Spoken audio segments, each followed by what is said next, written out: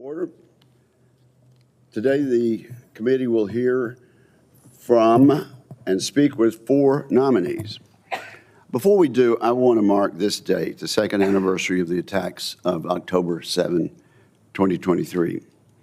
We know well the horrors of that day when Hamas terrorists attacked Israel in acts of unspeakable brutality. The terrorists killed 1,195 people, including 40 American citizens. They took hostage 251 innocent people, among them 12 Americans. It's my sincere hope that the President's peace efforts will bring the hostages home very soon and lead to a lasting peace. And for my part, we stand fast with our ally, Israel.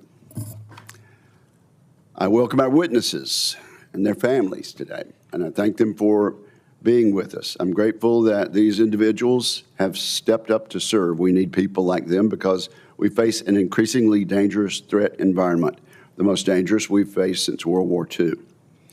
Mr. John Noe has been nominated to serve as the Assistant Secretary of Defense for Indo-Pacific Security Affairs. We must do what it takes to ensure continued deterrence against the People's Republic of China because we are not where we need to be in that respect. President Trump has rightly focused on achieving peace in Europe and the Middle East. The U.S. and our allies must also maintain a favorable balance of power in the Indo-Pacific, and the Trump administration must have the tools it takes to do that job. It will be Mr. Noe's responsibility, working alongside Congress, to ensure that the administration does have those tools. The Chinese Communist Party, along with the nuclear-armed Russia and North Korea, pose a significant threat to the United States. The scale and scope of that threat put a premium on our alliances. In light of that, I'm disappointed with some of the decisions the Department has made with respect to our allies in Japan, South Korea, Australia, and Taiwan. A few of these choices have left me scratching my head. Perhaps we will talk through some of those today. I hope to hear how Mr. Noe will inject more diplomatic skill and mutually beneficial approaches into our conversations with our close allies. Mr. Charles Young has been nominated to be the General Counsel of the Department of the Army. He is currently serving as the DoD's Principal Deputy General Counsel, having been appointed by President Trump. He previously served as the DoD Acting General Counsel. In Mr. Young's long history of public and military service, he has served as the General Counsel of the National Guard Bureau and as the Bureau's Litigation and Employment Law Chief. Mr. Young served in the Army and in the National Guard, both as an Apache attack helicopter pilot and later as a judge advocate. He retired from the military service in 2009, and I commend Mr. Young for his lifelong commitment to public service. I have no doubt that if confirmed, he will be of great benefit to the United States. Mr. William Lane has been nominated to be the General Counsel of the Department of the Air Force. He is a graduate of Harvard Law School and a partner in the Wiley Law Firm, where he practices administrative and constitutional law. He has represented clients in matters before the United States Supreme Court. In addition to his work in the private sector, Mr. Lane served in the Department of Justice and as special counsel on the Senate Judiciary Committee. Notably, Mr. Lane is an Army veteran. If he's confirmed, all of these experiences will aid him in his position as the Air Force General Counsel. I look forward to hearing from both Mr. Young and Mr. Lane. I'd like to hear their views on what their prospective offices are doing right and what those offices might do differently. And then Mr. David Beck has been nominated to be the Deputy Administrator for Defense Programs for the National Nuclear Security Administration. If confirmed, he will be responsible for the essential task of rebuilding and modernizing our long-neglected nuclear weapons stockpile. Over the past several years, we have watched as Russia, China, and North Korea have rapidly expanded their nuclear arsenals and developed new types of weapons for which we are solely unprepared. These advances and our absurdly low progress in updating our own forces threaten the very foundation of our strategic deterrent. They expose the American people to existential dangers. We have not seen dangers like that since the Soviet Union could threaten us with annihilation every day during the Cold War. The Congressional Strategic Posture Commission made clear that modernizing our country's nuclear deterrent is an absolute national imperative. This position requires leadership and skill and a clear, unmistakable commitment to pursue results relentlessly and to deliver the stockpile we need to defend our nation and our allies.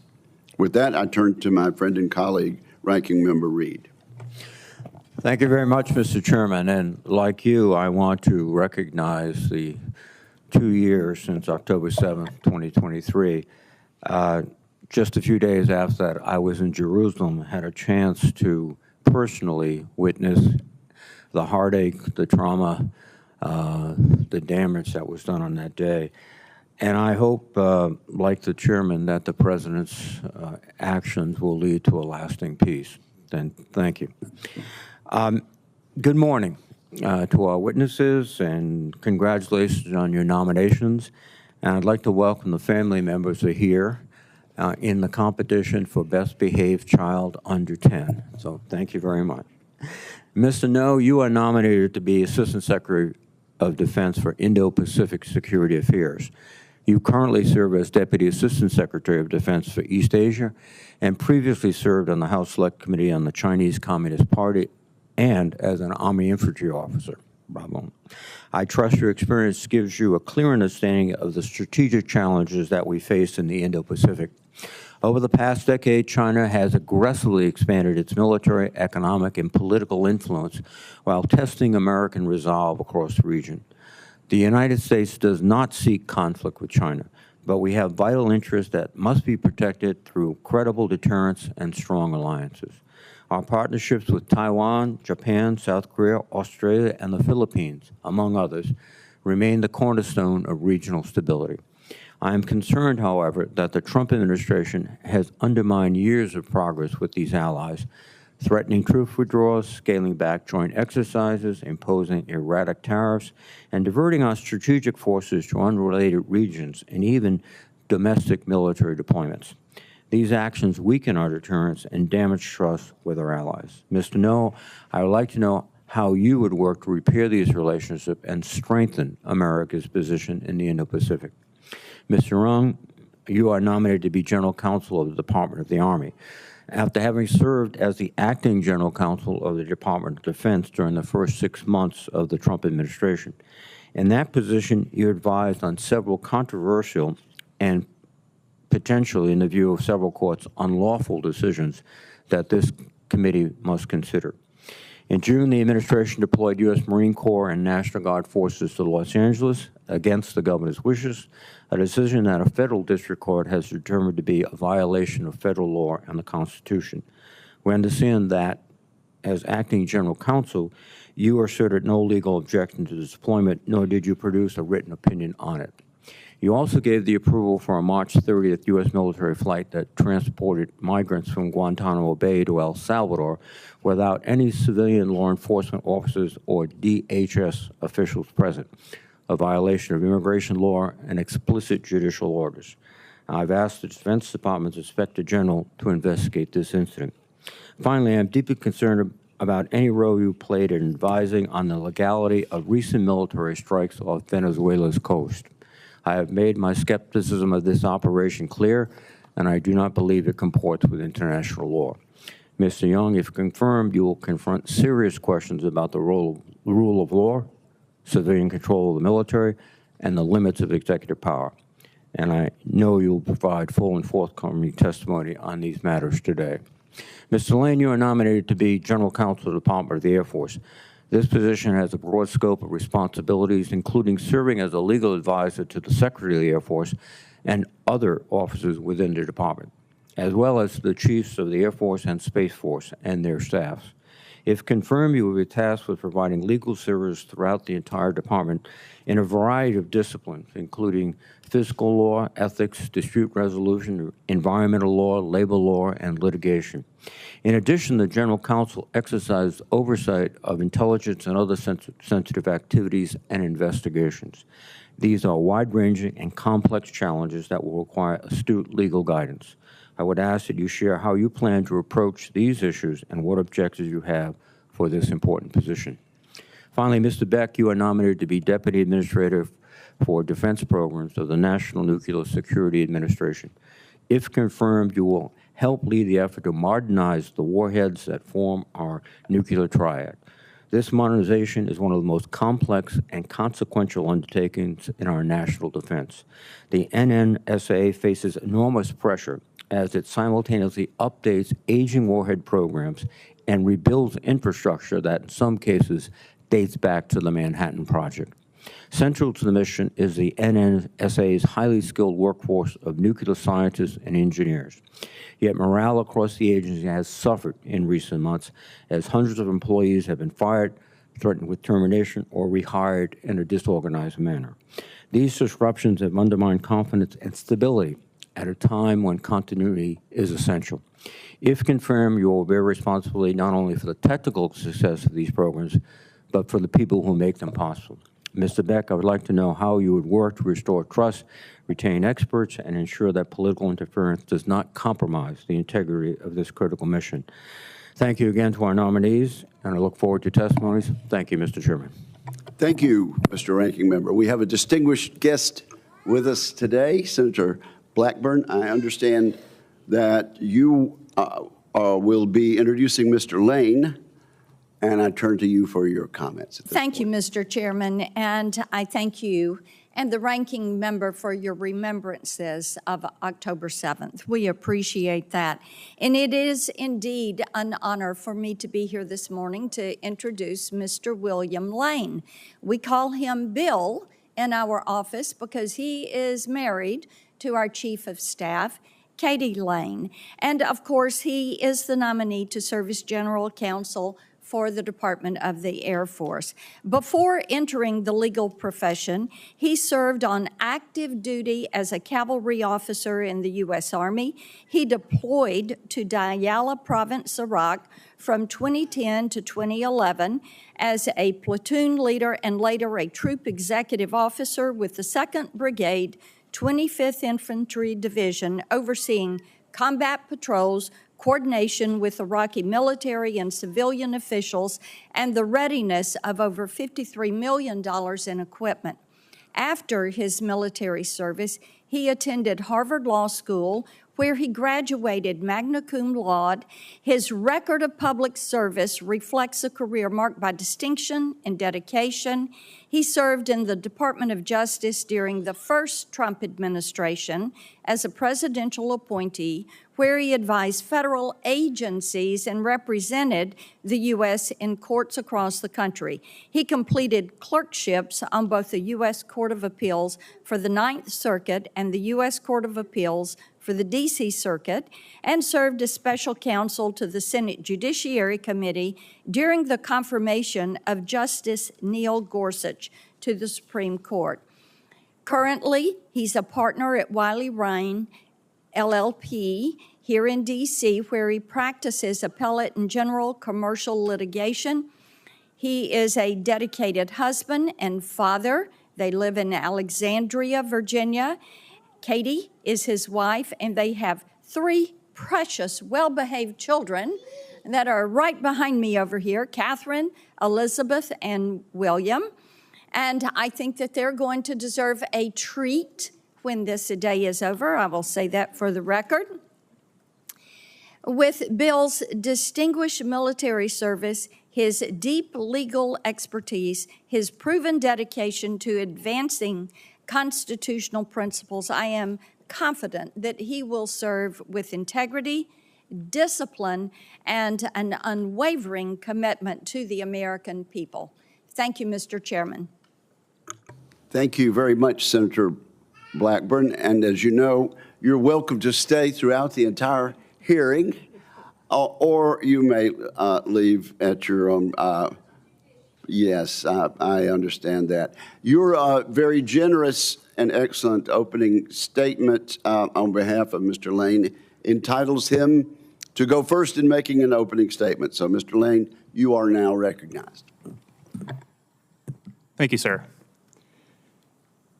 Chairman Wicker, Ranking Member Reed, and distinguished members of this committee, thank you for the chance to appear here today as the President's nominee to be General Counsel of the Department of the Air Force. I'm profoundly grateful to President Trump for the trust he placed in me when he chose to put my name forward to be considered by the Senate. I thank Secretary Hegseth and Secretary Mink for the opportunity to serve, as well as Senator Blackburn for supporting my nomination and for her kind remarks today. And I thank my family, some of whom are here today, and my mother watching from home. But above all else, I owe my gratitude to our Lord, Jesus Christ, for the countless blessings he has bestowed on me throughout my life. Chief among them has been my wife, Katie. She and I met in 2017 when we were working as special counsels for Chairman Grassley on the Judiciary Committee. Although Katie has an especially impressive career as an attorney, both in government and in private practice, she always places our family first. I would not be here today without her steadfast support and love. Of all her accomplishments, however, I think she would agree that her greatest is our 3 children, Catherine, Elizabeth, and William, who are here with us today. For centuries, my ancestors took up arms to defend our great republic. Both of my grandfathers served at sea in the United States Navy during the Second World War. My father volunteered for Vietnam as a Green Beret with the 5th Special Forces Group, during which time he fought in the Tet Offensive. My uncle followed him to Vietnam soon after as a United States Marine. One of the greatest honors of my life was to continue that tradition.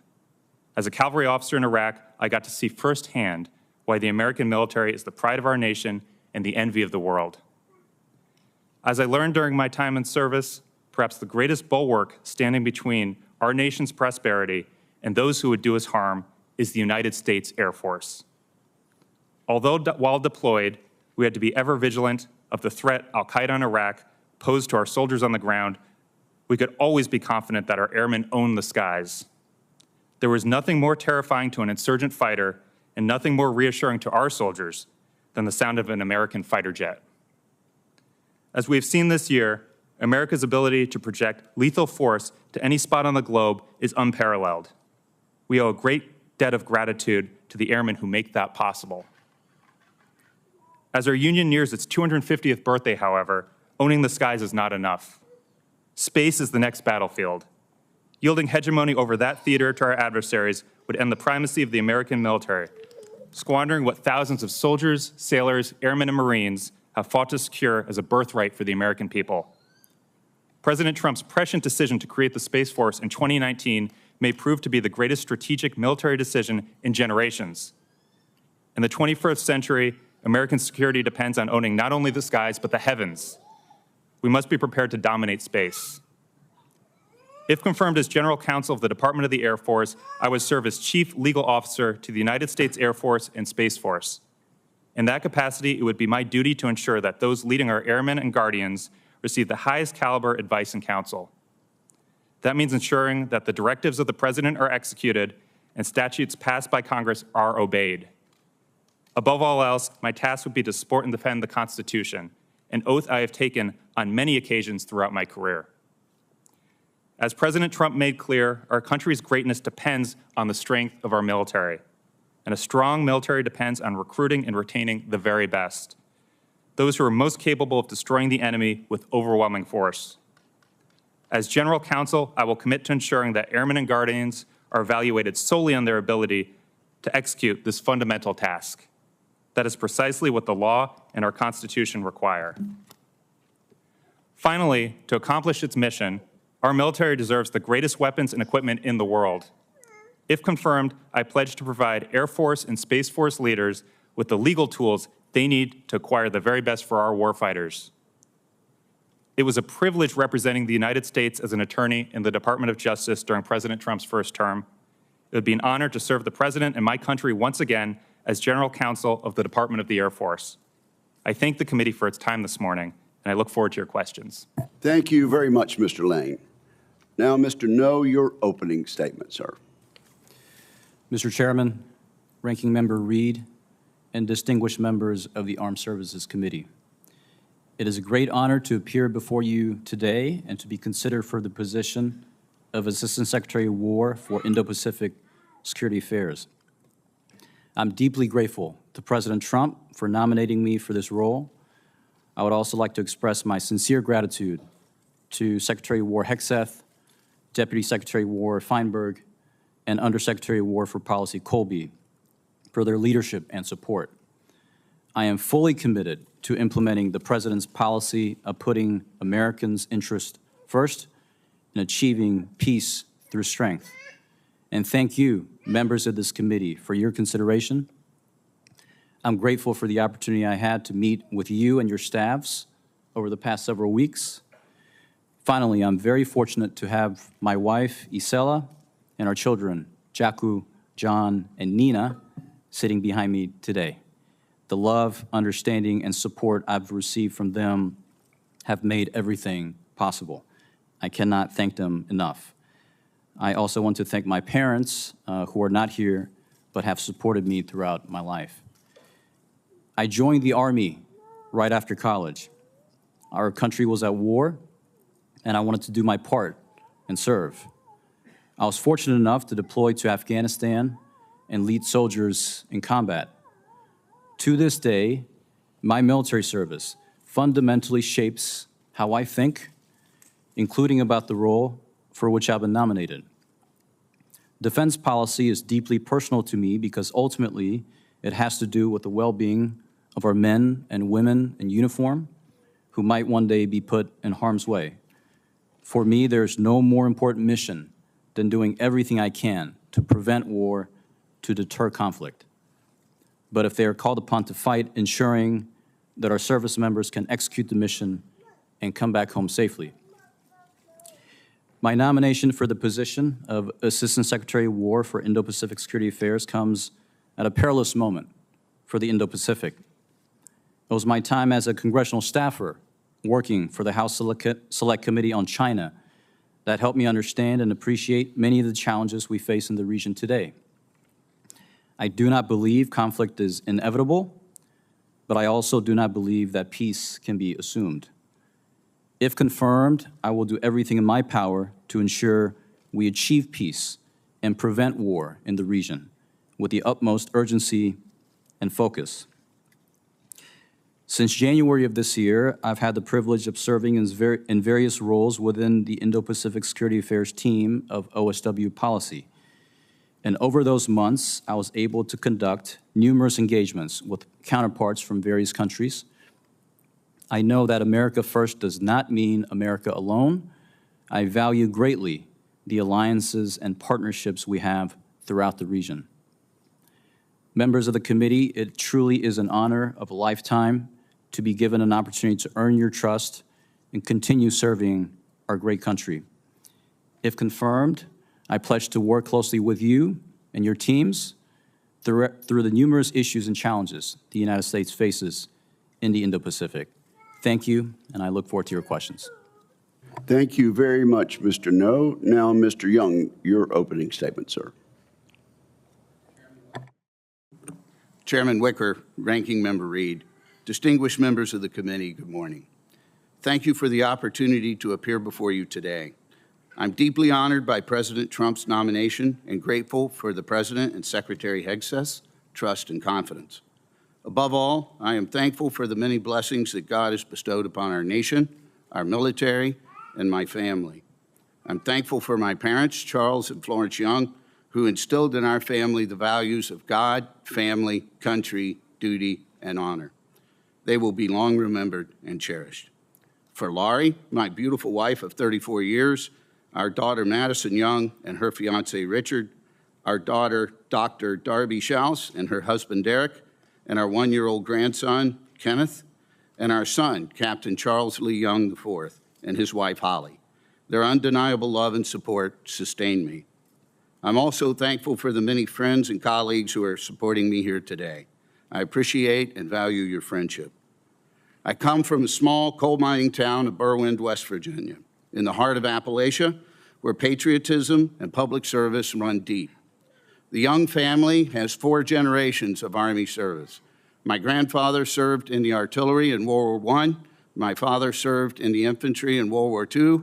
I had the privilege to serve in the Army as an Apache attack helicopter pilot and a judge advocate in Iraq. And that spirit of service continues with our son, Charles, who is currently at aerial gunnery at Joint Base Lewis McChord today and can't be here. I'm very grateful for the opportunities that the Army has provided to our family. Through the Army, I earned an undergraduate degree, a master's degree, and a law degree. It's provided similar opportunities for our son. To us and our family, the Army really is a place where you can be all that you can be. My 15 years of Army service ultimately laid the foundation for another 15 years of active duty Air National Guard service as a judge advocate and a civilian attorney, followed by another 5 years as the general counsel for the National Guard Bureau. In these roles, I've advised military and civilian leaders from the company level to the cabinet level on the full spectrum of complex and multifaceted legal issues facing the Department of War. In recent months, I had the privilege to serve as the acting general counsel and principal deputy general counsel of the Department of War, an experience that has further deepened my respect for our exceptionally competent and dedicated service members and for the complexity of the operations and administration of the vast Department of War. I'm truly proud of the amazing legal teammates across the Office of the General Counsel and the various military legal departments. It has been a privilege of a lifetime to serve alongside so many dedicated professionals over the past 36 years of federal military and civilian service. I believe that under Secretary Driscoll's leadership, the Army is moving boldly to meet growing demands and deter rising threats, from restoring the warrior ethos, modernizing the force and accelerating innovation, to strengthening readiness and improving the quality of life of our soldiers and families.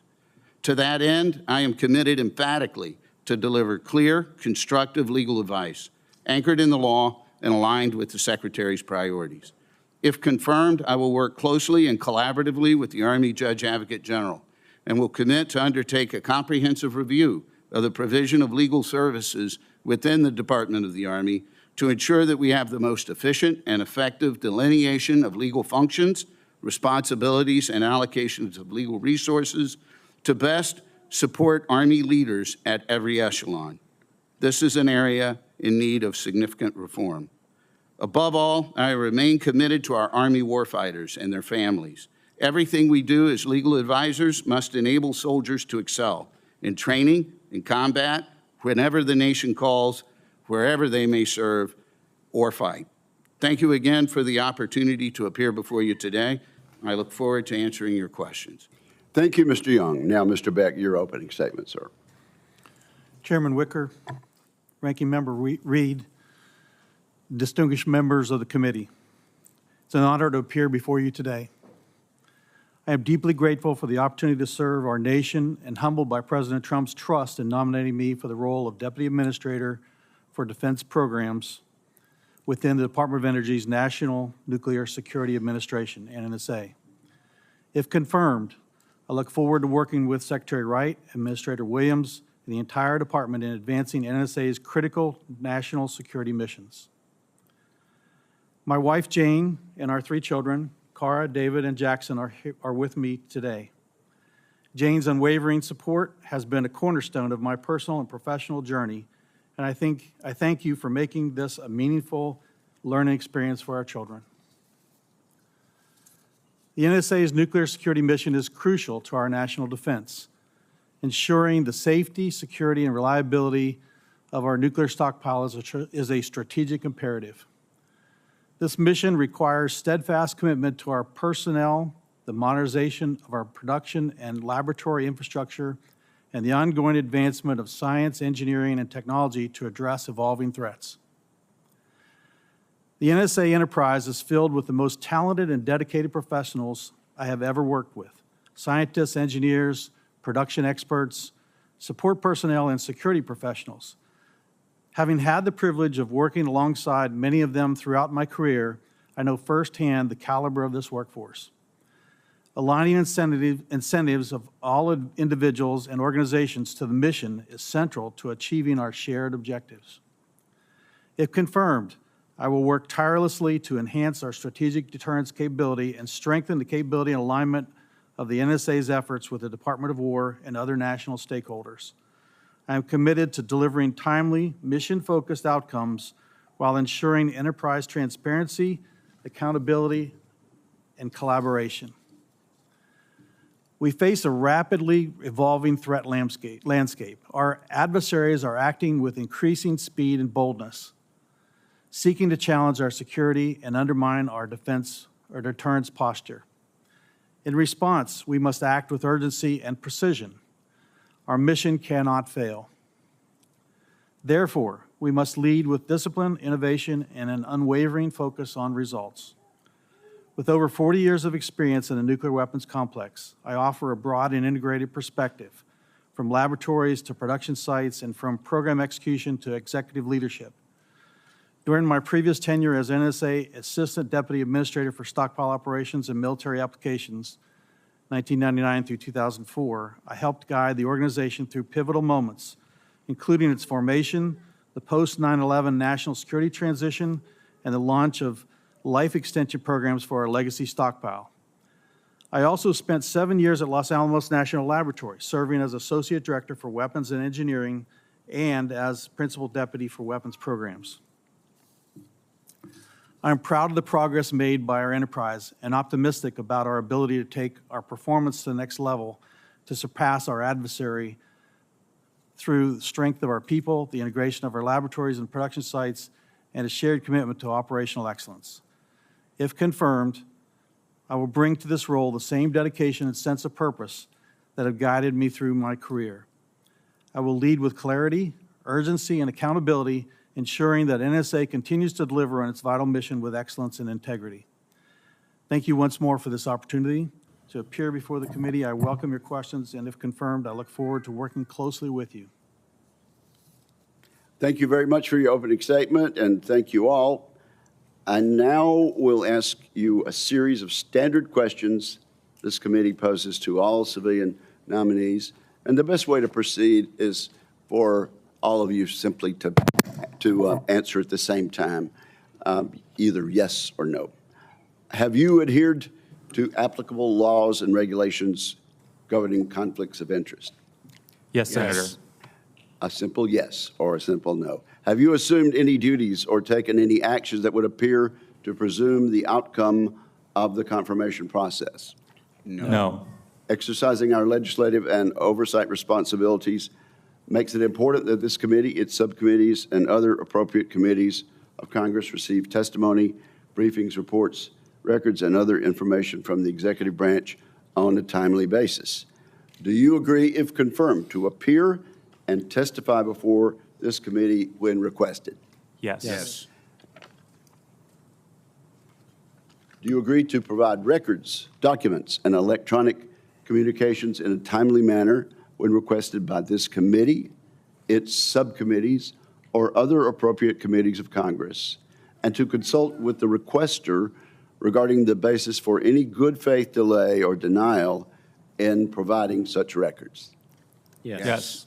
Will you ensure that your staff complies with deadlines established by this committee for the production of reports, records, and other information, including timely responding to hearing questions for the record? Yes. Will you cooperate in providing witnesses and briefers in response to congressional requests? Yes. Yes. Yes.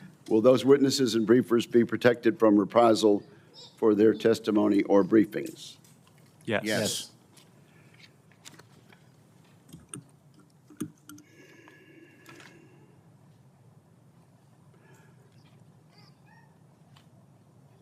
Are we ready? Now, let me begin. We'll now begin a round of 5-minute questioning by members of the committee. much of the funding for the Defense Reconciliation Bill, the one big beautiful bill, is unspecific and will technically be at the discretion of the department, though we will write recommendations for them. A quick yes or no from each of you, and we will go separately. I have heard a lot of rumors regarding some bureaucrats at the Pentagon intending to reject congressional intent for reconciliation funding. Do you commit to follow the Congress's spending recommendations in defense reconciliation legislation unequivocally? Mr. Lane. Yes, Senator. Mr. No. I do. Mr. Young. Yes. Mr. Beck. Yes. Okay, now let me go then to Mr. No. Taipei this year will spend about 3.3% of its gross domestic product on defense, which is similar to the level of effort of our defense spending. President Lai, who Senator Fisher and I met with just a few weeks ago, has agreed to get to 5% of GDP. Given these advances in the Taiwanese position, in concert with their defense reforms, how important is it to continue using U.S. security assistance to outfit the Taiwanese forces' key capabilities? And let me give you some context, Mr. No.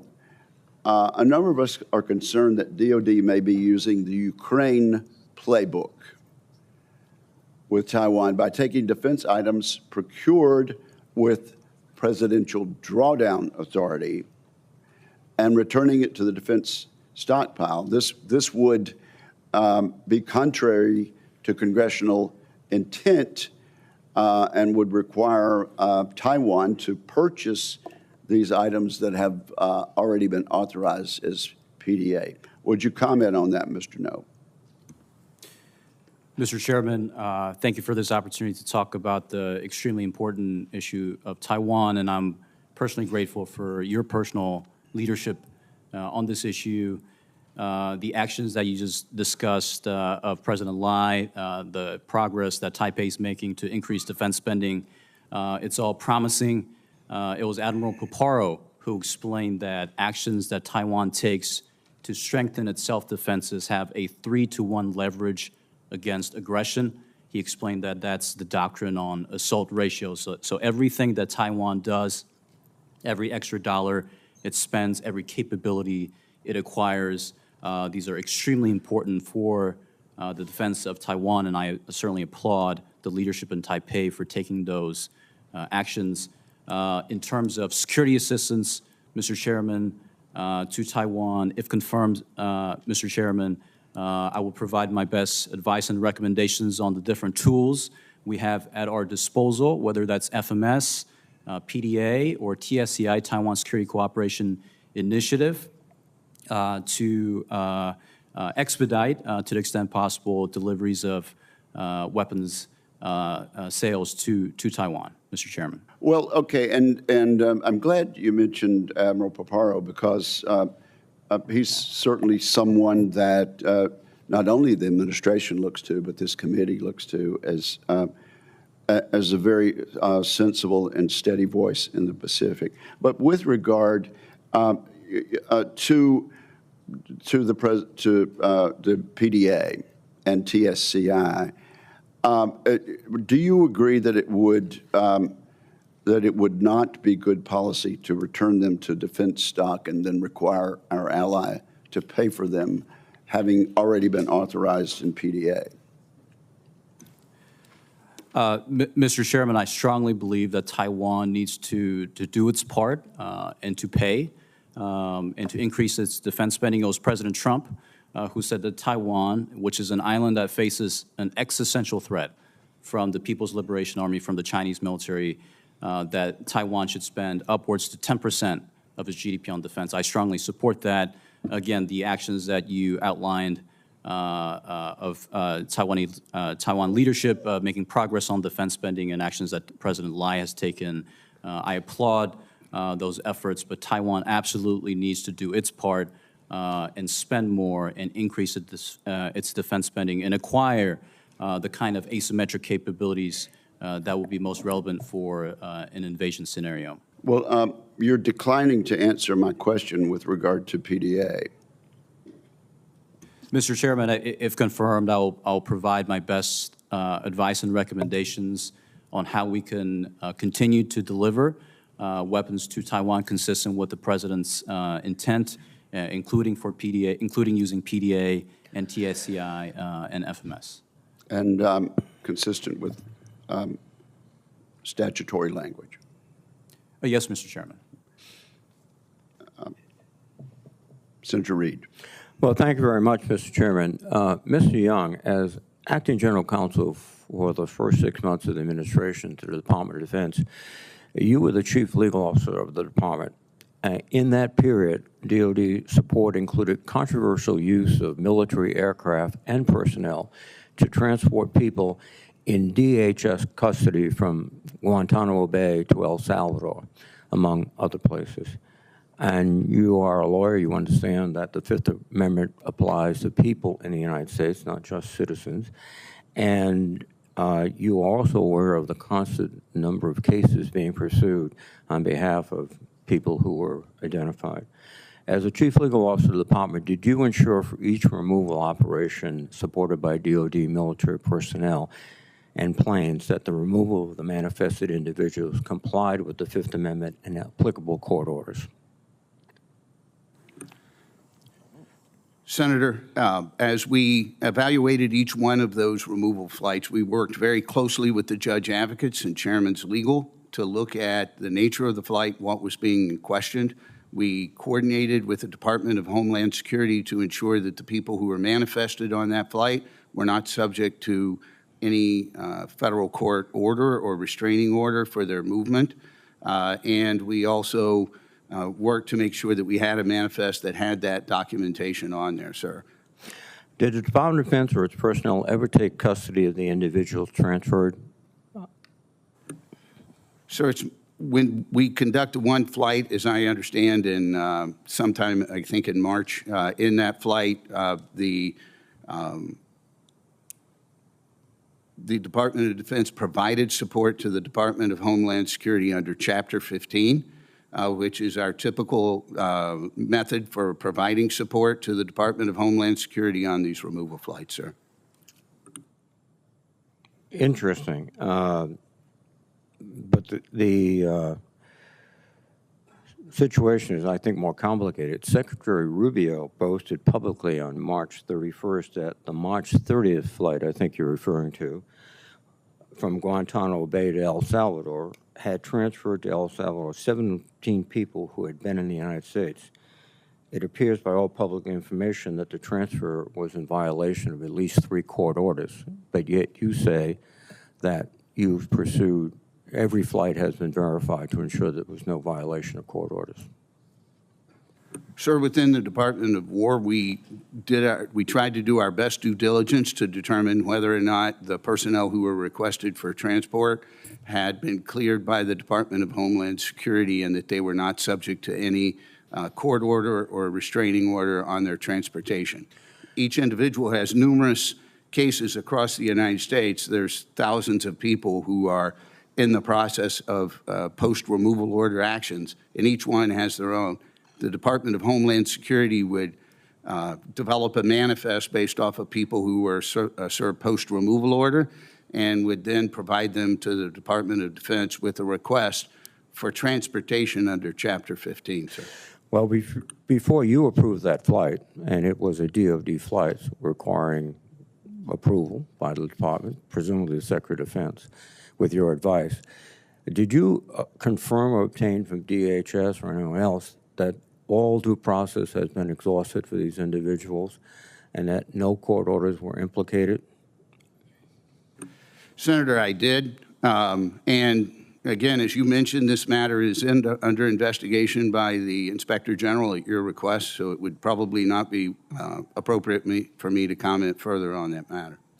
Well, I think your comments would be important because you're suggesting, I think, that everything was cleared by DHS when, in fact, in court, Tracy Hewlett, Unit Chief for ICE Enforcement and Removal Operations, testified that those individuals were moved, quote, by DOD on a flight with no DHS personnel on board DHS did not direct DOD to remove them. So your counterpart, or one of your counterparts in DHS, is saying it was all DOD. They received no clearance from us or information about legal status, and that is completely illegal. Department of Defense personnel cannot act as law enforcement officers and violate the Fifth Amendment of the United States. Thank you. Thank you, Mr. Ranking Member. Senator Fisher. Thank you, Mr. Chairman. Mr. Beck, welcome today. I appreciated our conversations earlier this year about how best to instill a sense of urgency within NNSA so that they can achieve the goals of their enterprise blueprint, especially to ensure the recapitalization efforts that they're coordinated also with the weapons production programs. Briefly, are there any practices that you would suggest from commercial industry, particularly with respect to building new facilities safely, but on a more, what I would say, reasonable schedule, so that NNSA could consider possibly adopting some of those? Senator, thank you for the question.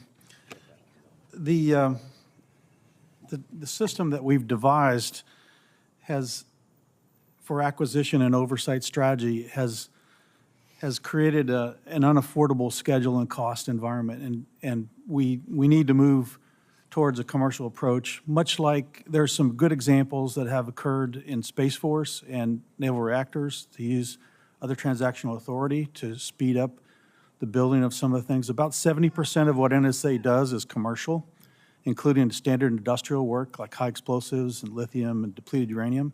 And I believe we could move very quickly to improve urgency on that. If you are confirmed to this position, will you enter with a sense of urgency? Absolutely. Thank you, sir. Mr. No, welcome. China's developing, and they're integrating technologies such as AI and hypersonics, space capabilities at a really rapid pace. And I would say they are doing so looking at breathtaking growth as well with their nuclear arsenal. This is a huge threat to the United States and also to the world.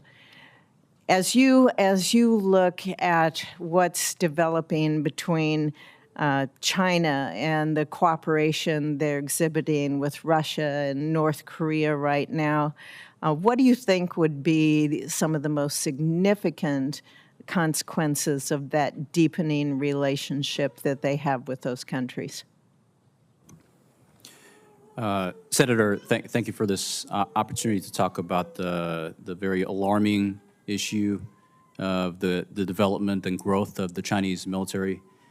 As you mentioned, Senator, China is undergoing really a historic and unprecedented military buildup. It is the most rapid military buildup in history and the largest since World War II. And it spans both conventional and nuclear, as well as cyber and space capabilities. Right. Are you concerned about that and the ability that they will have to deny any kind of access or capabilities to the United States military from operating within that first and second island chain? This is an enormous concern of mine, and if confirmed, Senator, I will do everything in my power to make sure that we have combat credible forces postured forward in the Western Pacific along, as you mentioned, the first island chain, second island chain, with the right capabilities at the right places. Do you believe we have a strong commitment and should honor that commitment in the Indo-Pacific? Yes, Senator. We take, my understanding, having worked at the department since January of this year, the department absolutely takes its commitments seriously, and if confirmed, Senator, I will do everything I can to advance the important alliances and partnerships we have throughout the region. What other countries would you suggest that the United States look toward in that area to also form partnerships, allegiances with, in order to face that breathtaking growth of a nuclear arsenal that China has. Senator, we have a number of extremely important alliances in that region.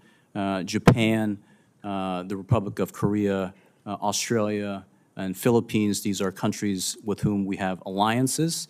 And if confirmed, Senator, I'll do everything I can to continue to advance those relationships. Okay. Thank you, sir. Thank you, Mr. Chairman. Senator Kane. Thank you, Mr. Chair, and congratulations to the nominees. Mr. No, I'm going to pick up right where you were with Senator Fisher. I was very pleased to hear in your opening statement you say that you, quote, know that America first does not mean America alone. I think that's a very important recognition. Given the current global security environment, what's your assessment of the U.S. continued engagement in the AUKUS Security Cooperation Initiative, which has strong bipartisan support in this committee and on the Hill generally? Senator Kane, and thank you for your personal leadership on AUKUS. The department is conducting a review of AUKUS to make sure that it is fully aligned with President Trump's America First foreign policy. It is a brass tacks, common sense look at the realities facing AUKUS, including the state of our submarine industrial base.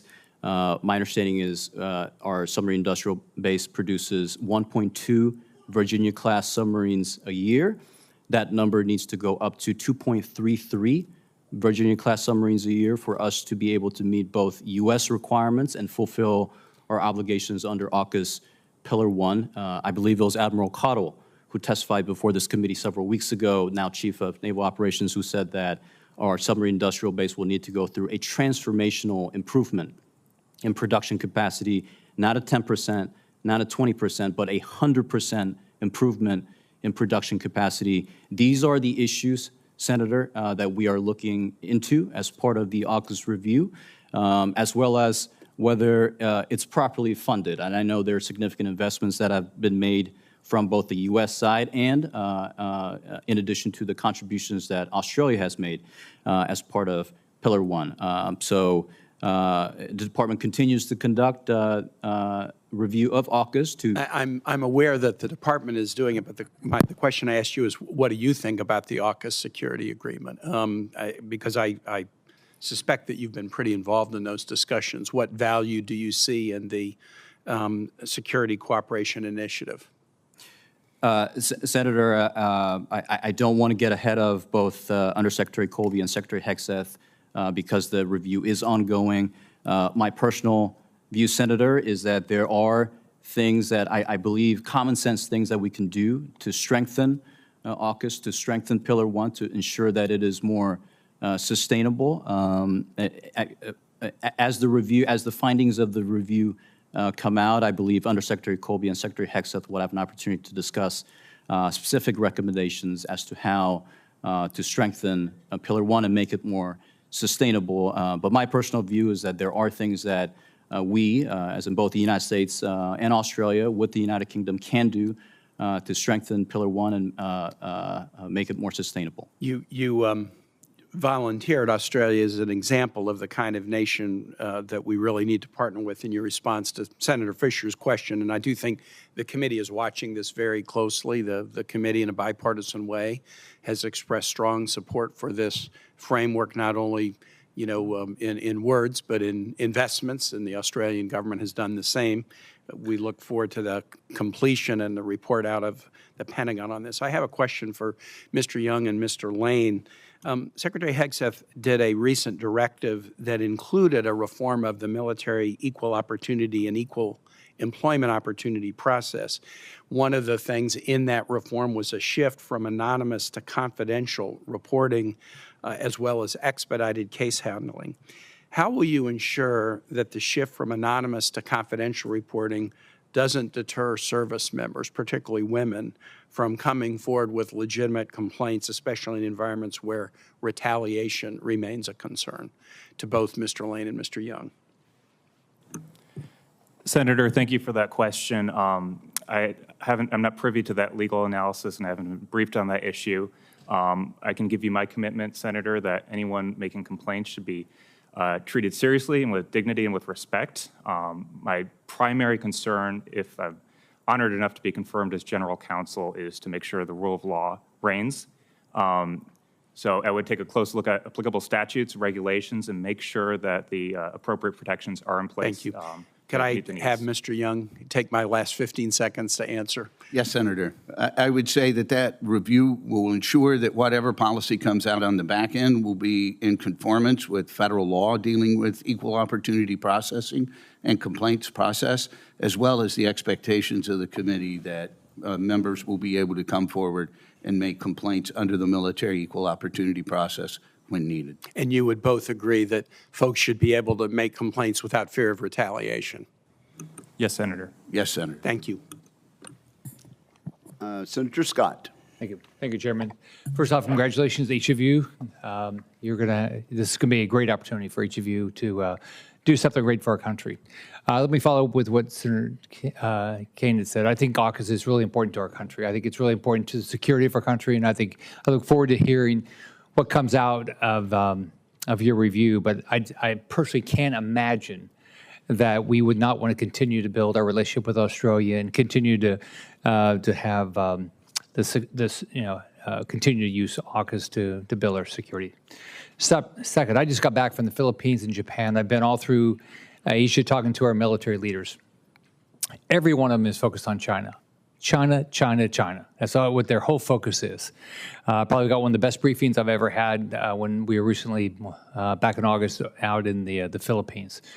So, Mr. No, do you think China's elected to be, they made the decision to be our enemy? Senator, I would just look at the facts, the realities of what they're doing with the military. As I mentioned, looking at their historic, unprecedented military growth, the actions that they're taking also in the Taiwan Strait, South China Sea. I think really those actions really speak for themselves. So as a result, I think it's important that we stop doing business with them, especially with our military. We shouldn't be buying food from them for our military. We shouldn't be buying drugs from them for our military. We shouldn't be buying computers and printers from them. We shouldn't be buying drones from them. I can't imagine almost anything that we ought to be buying from Communist China. Everything we buy from them, every time we become dependent on them, it reduces our ability to defend ourselves. So what are your thoughts about doing any business with companies controlled by the Communist Party of China? Senator, as the nominee for Assistant Secretary of War for Indo-Pacific Security Affairs, if confirmed, I'll offer my best advice and recommendations on what we can do to strengthen deterrence to make sure there's no conflict with China in the future. But what do you think about stopping our military from being dependent on them for printers, computers, from drones, drugs? Do you think we ought to be dependent on somebody that might be our adversary? Senator, my personal view, and this is not something I've had a lot of opportunities to work on at the Pentagon, but my personal view is that to the extent we can reduce critical dependencies on China, especially as it relates to our military equipment and weapons, I believe those are common sense. What about drugs? I think it's over half the drugs we buy for our military members come out of Communist China. Senator, from my time working as a staffer on the House Select Committee on China, I know the United States continues to have critical dependencies in pharmaceuticals as well as in critical minerals and rare earths. These are alarming issues, and if confirmed, Senator, I'll make sure to work closely with my colleagues both within the department and throughout the interagency to tackle these issues. So in my last 6 years, I have not seen the department do one thing to reduce its reliance other than things that we passed through the National Defense Authorization Act. We worked to get garlic out of the commissaries. We worked to get drones. We worked to get computers and printers. But if it's not directed through the NDA, the department has done, as far as I can tell, absolutely nothing. I mean, have you seen any actions by the department that's reduced our reliance on Communist China? Senator, supply chain issues, it's just not something that I, in my personal capacity, have had an opportunity to work with. I'd be happy to take your question back for the record and follow up with you with a more fulsome response on what the department has been doing. All right, thank you.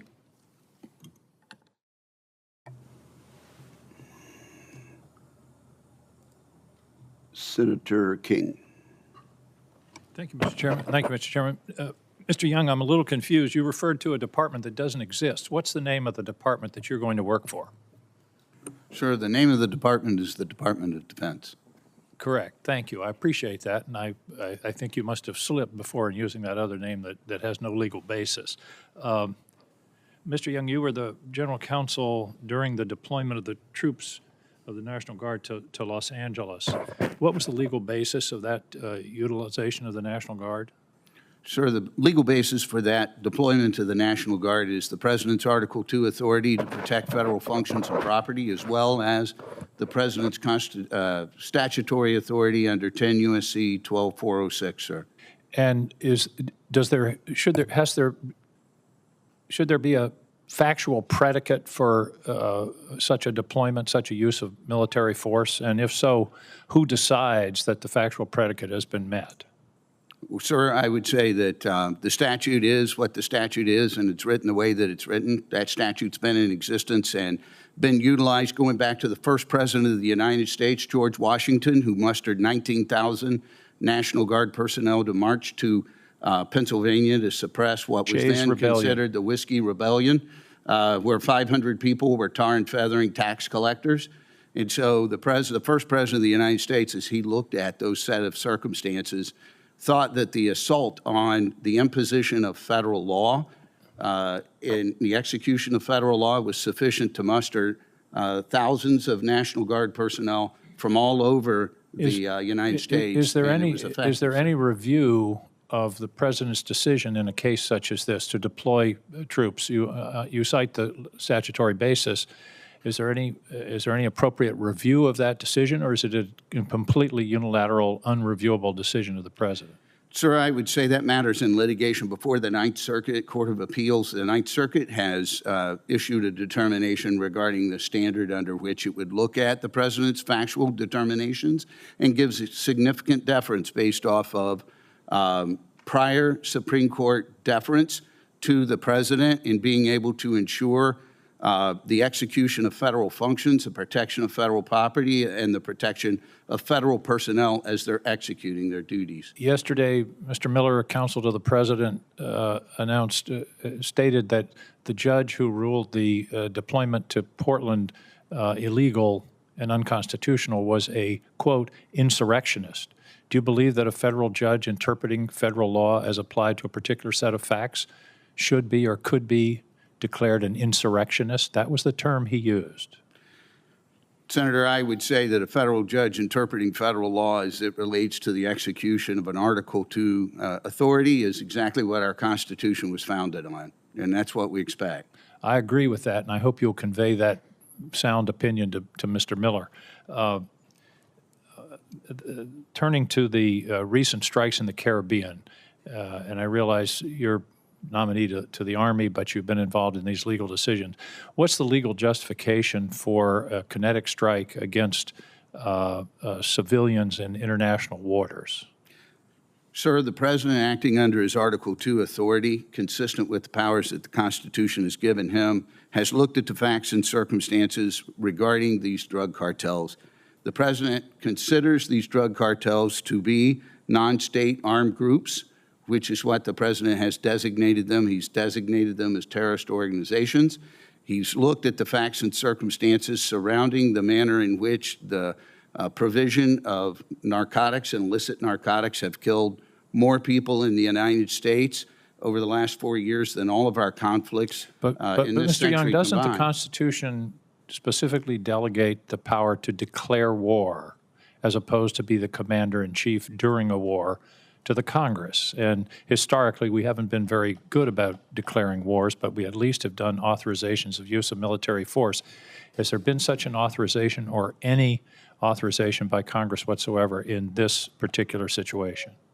Senator, there has not been an authorization to my knowledge. I would say that the nature, scope, and duration of these activities do not rise to the level of war in the constitutional sense, and that the manner in which the President has authorized these strikes is consistent with both domestic and international Does it law. raise any concerns with you that the President seems, you're asserting that the President has the power unilaterally to decide who's an enemy, to decide unilaterally that they can be killed without reference to any authority of Congress or any other restraint? If the President can designate somebody as an enemy combatant and then take that action, where does that stop? Senator, that's a good question. I think those questions have been around since the beginning of drone warfare. I know in the Obama administration there were over 570 strikes that killed 3,700 people, many of whom were U.S. citizens abroad. And there were many questions that were presented to the I believe President. that was subject to an authorization by the Congress, the 2001 AUMF. Thank you, Mr. Chairman, for the time. Senator Sheehy. Thank you, Chairman. Gentlemen, number of different departments here, so I want to ask one of each, given that each of you have focus areas that are critical to the next 20 years of our defense policy. Mr. Lane, I'll just go down the table. The Air Force is plagued with weapons programs, platform programs that are decades over schedule, billions of dollars over budget. We can't even get a new Air Force One built inside of a decade. How are we going to reform our Air Force acquisition pipeline to ensure that we are creating quantity? Quality is great, exquisite weapons are great, but when they show up 30 years from now, we only make 5 of them, and we need 1,000 of them, that's not going to cut it. As we're seeing in Ukraine right now, quantity matters, speed matters, and iteration is key. How are you going to help reform the legal basis for acquisition systems so we don't have to be stuck in 10, 20, 30-year contractual relationships with platforms that are obsolete by the time they hit the battlefield? How are we going to fix that, and how are we going to fix it fast? Senator, this is a concern of mine and will be a top priority. We've got the most impressive industrial base in the world. We need to be taking advantage of it. We need to be getting equipment quickly. I remember on active duty having trailers full of equipment, some of which we didn't use and didn't need, and then other equipment we needed not arriving in time. So that will be a priority of mine, Senator. It's looking at what's currently on the books and seeing how we could take advantage of statutory provisions and regulations to get things quickly. And I also know this committee has been working very hard on improving our acquisition system. I look forward to some of those provisions potentially being passed and then working with the committee to think of more ideas. Thank you. It's not an evolutionary approach. It's got to be revolutionary. From PEOs, PMOs, the old system's got to get scrapped. It's got to happen fast, and you're going to have about 3 years to do it. So let's get after it. Mr. No, Indo-PACOM, obviously that's going to be the front line of our next potential great power conflict. As you said, we hope it never comes, but we have to be prepared for it if it does. How are you going to ensure that our structure in the Pacific, we've heard about our allies from obviously Australia, which is probably our more stalwart in the South Pacific, all the way up to South Korea and Japan, which are undergoing political changes right now. They have internal political, I'd say, earthquakes happening as far as what their foreign policy identity is going to be. How are you going to ensure that we are still interlocking with their armed forces in a way that our alliance will be strong when the conflict comes? Senator, thank you for the question. Since joining the department in January of this year, I've had multiple opportunities to do engagements with counterparts from Australia, Japan, Korea, Philippines. I accompanied Secretary Hegseth in his trips to the region as he conducted his engagements. I fully understand and appreciate how important those relationships are, how vital those alliances are to what we're trying to do in the Indo-Pacific to strengthen our posture and bolster our collective defense. So if confirmed, Senator, I'll do everything I can to continue to advance those relationships and make sure that they serve American interests. Important to keep in mind that the only scenario in which we have rough vessel-to-vessel parity with China is when all of our allies are included. And we're not going to be able to close that vessel gap quick enough, so we're going to need them. And we can't build alliances after we need them. We have to have them beforehand. Mr. Young with the Army, thanks for your comments on the strikes. My distinguished partner, Senator King, I appreciate his questions, but when we have a boat heading towards our nation with enough fentanyl on board to kill hundreds of thousands of Americans, I see that as no different than taking out a terrorist cell overseas that is plotting to attack us with airliners flying into skyscrapers. So how are you going to continue to defend our ability to project our kinetic strike capability to strike these foreign terrorist organizations that have killed more Americans than every war in our history combined? Senator, I think the key to that is excellent drone technology and being able to field it immediately and quickly in manners and in ways that have not historically been utilized before. And to that end, we are working, the Secretary of the Army has been designated by the Department of Defense as the executive agent for drone warfare and counter-UAS. And we are working very carefully and quickly to try and innovate the acquisition cycle, because as you can tell from looking at the Ukraine conflict, that drone warfare, drone technology has not only an impact on the individual soldier, but also on the strategic aspect of the projection of power. So that to us is the key ability to continue to project force across the world. So. Well, and like Mr. Lane, you're going to have a huge ball of wine to untangle here regarding attacking the acquisition system. I know that the Secretary of the Army is on this very aggressively, but untangling the acquisition system so we can get quantity and iteration into the acquisition system quickly. Mr. Beck, I'm out of time, but we got a lot of work to do to modernize the nuclear portfolio, so good luck. Thank you. Well said. Senator Warren. Thank you, Mr. Chairman. A free press is right there in the First Amendment to the Constitution. But when Trump's federal communications chair was unhappy with some of Jimmy Kimmel's remarks, he said media companies, quote, can find ways to take action on Kimmel, or there's going to be additional work for the FCC. The next day, Secretary Hegseth announced that journalists at the Pentagon needed to sign a pledge not to report information DOD hasn't approved for release, including unclassified information. DOD reportedly rolled those rules back, but it wasn't Hegseth's first crackdown on journalists, and I worry it may not be the last. It is the job of a free press to uncover problems that DOD doesn't want people to know about, like military families living in mold-infested homes, or Secretary Hegseth texting classified war plans. Mr. Young, you were acting general counsel for DOD for most of 2025, and now you're nominated to be the Army's top lawyer. So let me ask you, Mr. Young, do you consider your oath to the Constitution to include the First Amendment? Yes, Senator, I do. Thank you. We need independent journalists at DOD now more than ever. President Trump has ignored locally elected leaders to deploy military forces to Los Angeles, to D.C., to Chicago, and he's told generals he wants the military to use American cities as, quote, training grounds, close quote, and handle the, quote, enemy from within. Now, this is extremely dangerous, and we need independent journalists reporting the truth, not just whatever spin Pete Hegseth wants to put on it. So, Mr. Young, would it be consistent with the First Amendment for DOD to revoke press credentials of a reporter for publishing a story that was critical of the Trump administration? Senator, we're very cognizant and very conscientious of the First Amendment and the freedom of the press to be able to report as needed. It was my understanding that the policy was designed to inform the members of the press. The ability to access the Pentagon is a bit different than a normal public forum. Well, I got to stop you right there. Mr. Young, I asked you a very straightforward question. I think you can answer with a yes or no. And that is it consistent with the First Amendment for DOD to revoke press credentials of a reporter just because the reporter published a story that was critical of President Trump? That should be an easy one for a lawyer who has served as you have for many years.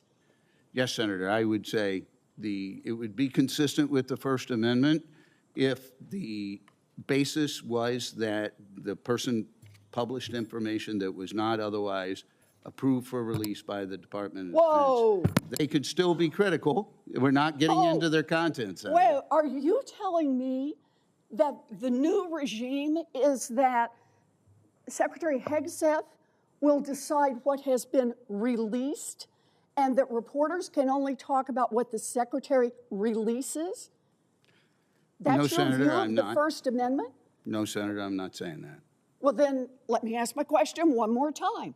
If a reporter publishes a story critical of the Trump administration, is that grounds for revoking that reporter's press credentials? No, Senator, it's not. Great. Okay, hard to get there, but I'm glad we did. Let me ask you one more question, and that is, if the courts rule any of the DOD's press restrictions unconstitutional, will you stand by your oath to the Constitution and tell the military leadership to comply with court orders? Or is your plan to bend the knee to Donald Trump and Pete Hegseth? Certainly would advise to comply with court orders. Okay. You know, I appreciate this. Freedom of the press is a core pillar of our democracy, and the public needs to know if sending troops to war under false pretenses or if it's exposing our troops to toxic water. This is a scary moment, but there is power in raising our voices. And that is why Donald Trump and his lackeys at the Pentagon want to shut down reporters and shut down access to the truth. Thank you, Mr. Chairman. And Mr. Young, I would think that your answers would be reassuring. Senator Budd. Thank you, Mr. Chairman. Thank you all for being here. Thank you for your willingness to serve. Mr. No, I was in Taiwan not too long ago and had an opportunity to discuss the issues on the ground. I was very impressed by Taiwan's willingness to take ownership of their own security. So what steps will you take to improve cooperation, security cooperation with Taiwan, particularly when it comes to speed of delivery for defense articles? Senator, I think there are a number of things that the department can do to speed up delivery of security assistance to Taiwan. As you know, Senator, there are multiple tools at the department's disposal, everything from FMS to PDA to TSCI, Taiwan Security Cooperation Initiative. Actually, TSCI was modeled after USAI, Ukraine Security Assistance Initiative, as a way of coming up with creative ways to speed up deliveries of weapons to Taiwan. Senator, if confirmed, I would provide my best advice and recommendations as to all those different tools that my leadership can use to speed up deliveries to Taiwan. In addition, Senator, I'll also mention that Taiwan needs to make a significant number of reforms in training, mobilization, civil-military integration, hardening its infrastructure, strengthening its cyber security practices. So in addition to the weapons portion, there are also a lot of things that Taiwan can and must do urgently to prepare for a potential invasion scenario. So Senator, if confirmed, I'll work closely with my team as well as with you and your team to ensure that we're providing the best advice to our partners in Taipei. Thank you. The annual funding for the Pacific Deterrence Initiative has steadily grown since it started. It accounts for over $42 billion in total. So how would you assess the initiative's effectiveness, and if confirmed, what recommendations would you make for its future direction? Senator, I believe PDI is an important mechanism to measure the investments that are going into the Indo-Pacific to strengthen our posture and make our infrastructure and bases more resilient.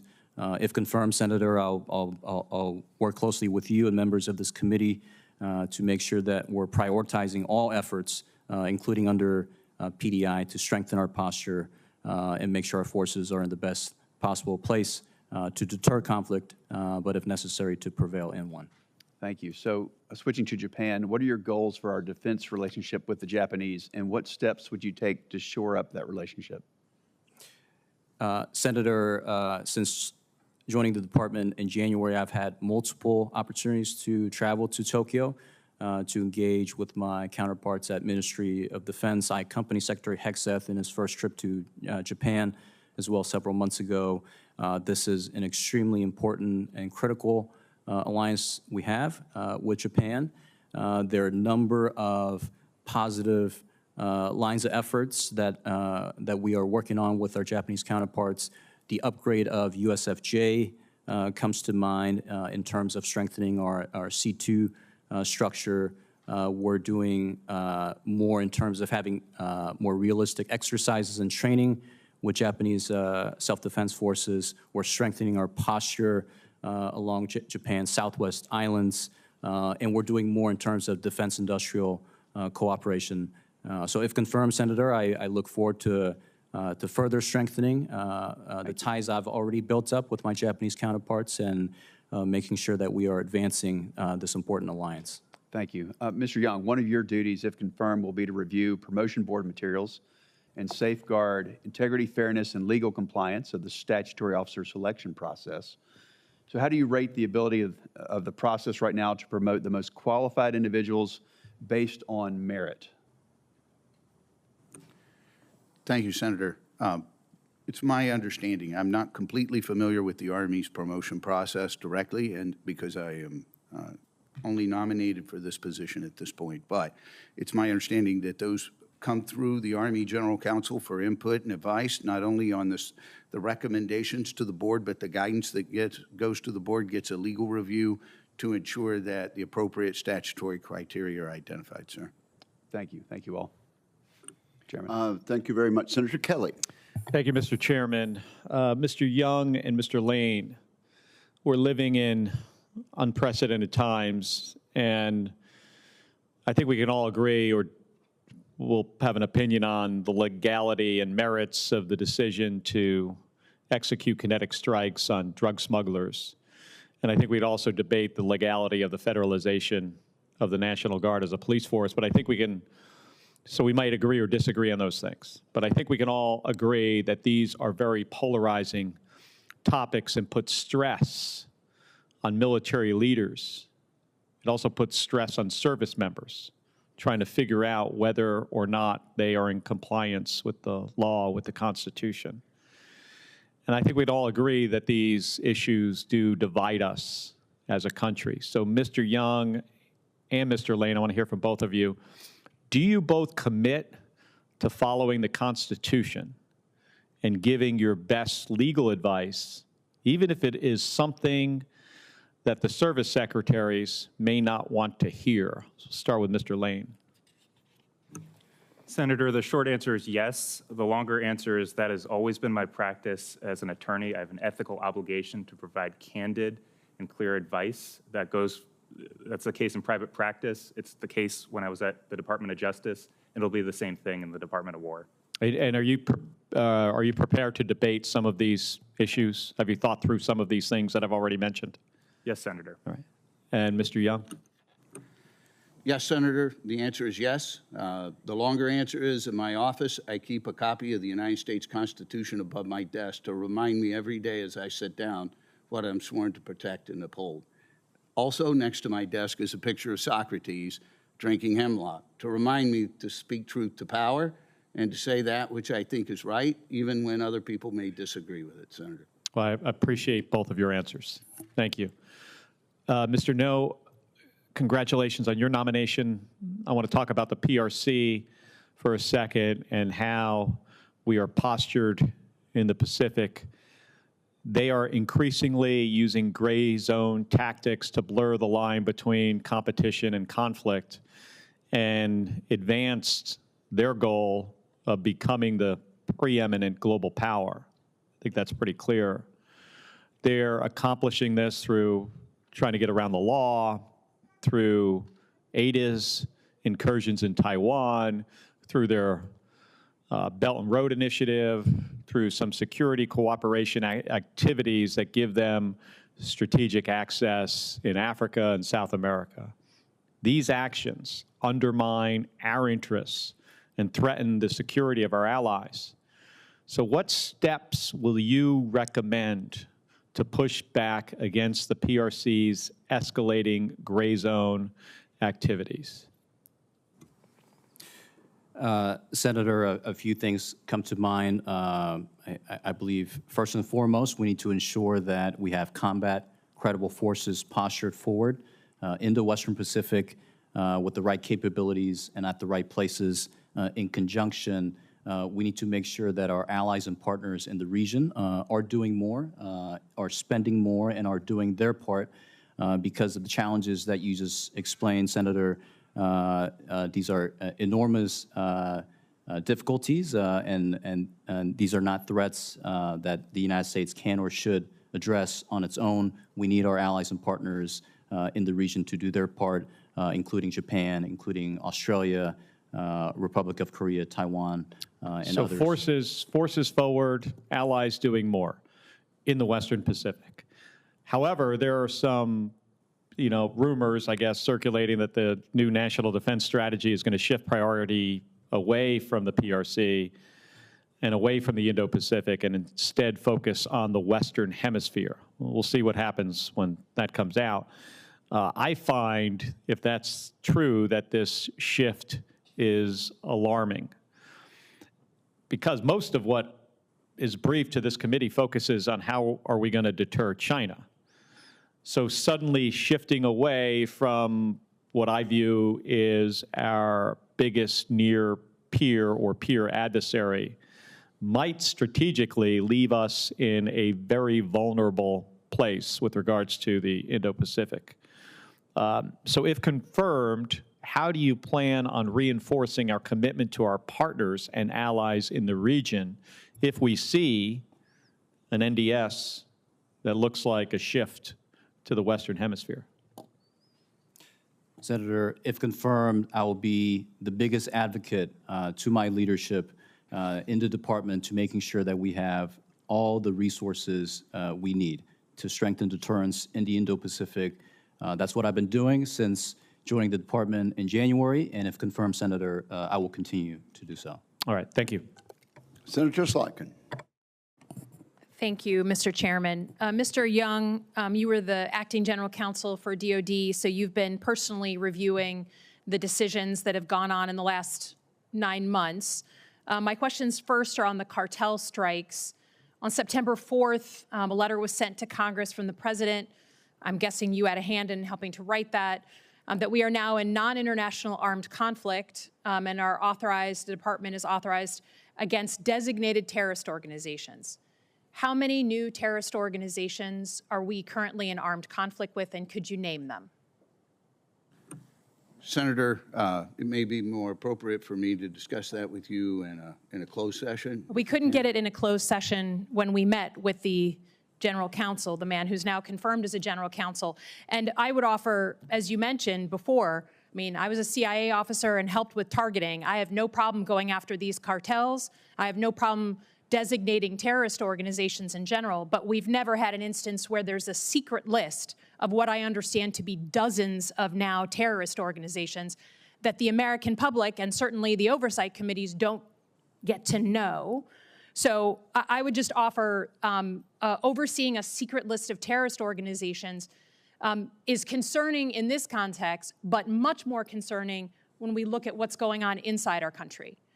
The same time that letter was being sent to this Congress, the president put out a new domestic terrorism executive order and asked the Department of Justice to designate a list of terrorist organizations who do things like have anti-Christian values, contradict traditional views of a family.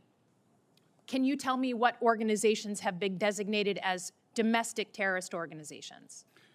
Senator, I'm Besides Antifa, which was I am not aware of any designations under that. The Department of War, to my knowledge, has not been involved in that that I'm aware of. If there was the list of domestic terrorist organizations that were settled upon, would that authorize the Department of Defense to take military action inside the United States? Not to my knowledge, Senator. The decision to send troops into our cities has been deeply controversial. We had the National Guard, and the president turned down, I think, twice or three times by a federal judge just this past weekend in setting National Guard troops from one state into another state. There is yet another leaked signal conversation from Secretary Hegseth about him considering sending in the 82nd Airborne. That's an active duty military unit, one of our most elite units. Is there any city in America that's currently in active insurrection against the government of the United States? Senator, the President, in his determinations and the presidential memorandums that were issued to the Secretary of War, has made determinations under 10 U.S.C. 12406. Right, but are they under, just the word insurrection is important, and you know why. If we declare in the 1807 Insurrection Act that there is a community, a city, whatever, that's in active insurrection, it allows the Department of Defense, and the Army included, to now perform law enforcement functions, arrest, detention, raids inside the United States, like the very thing that our country was founded upon in rejection of when the British were doing those things to us. So right now, by your legal determination, is any city in America in active insurrection? Yes or no? Senator, the President has not declared that any insurrection is. Would you support, the President in the last administration asked then Secretary Esper to send in the 82nd Airborne, the same unit, into Washington, D.C., to try and quell peaceful protests here in the city. And he said, if necessary, can't you just, quote, shoot at their legs? Do you support the 82nd Airborne active duty military troops being sent into American cities today? Senator, it's my understanding the Department of Justice has looked at this issue going back to the 1970s when the Pentagon was under duress, as well as Washington, D.C., and it was the opinion then that the President would have the authority to use federal troops to protect federal functions and property in a manner federal that's property consistent. we get. That's, I'm not disputing that. Would you approve, as a lawyer for the Army, would you approve the 82nd Airborne, an Army unit, shooting at the legs of unarmed protesters, or would you push back against the Commander-in-Chief against that order? Senator, I would say that the current rules for the use of force that U.S. NORTHCOM allows for service members I mean, to you use said you were force. going to speak truth to power. You literally just answered Senator Kelly and said you would speak truth to power.